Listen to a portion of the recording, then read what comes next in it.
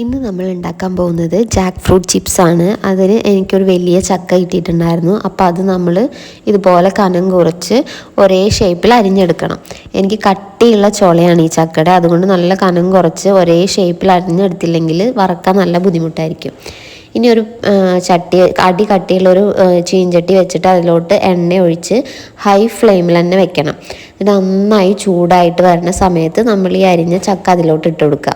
ഇനി ആ ചക്ക ഇട്ടതിന് ശേഷം മീഡിയം ഫ്ലെയിമിലോട്ട് മാറ്റുക. എന്നിട്ട് ഒരു ബ്രൗൺ നിറായി വരുമ്പോൾ നമ്മൾ സോൾട്ട്, ഉപ്പ് കലക്കിയത് വെള്ളം ഇതിലോട്ട് ഒഴിച്ചു കൊടുക്കുക. ഉപ്പ് കലക്കിയ വെള്ളം ഒഴിക്കുന്ന സമയത്തും ഹൈ ഫ്ലെയിമിൽ വെക്കണം. എൻ്റെ ഈ ഉപ്പ് കലക്കിയ വെള്ളം എന്താ പിങ്ക് കളറിലിരിക്കണതെന്ന് വെച്ച് കഴിഞ്ഞാൽ ഇത് ഇന്ദുപ്പ് കലക്കിക്കൊണ്ടാണ് ഇങ്ങനത്തെ ഒരു കളറ്.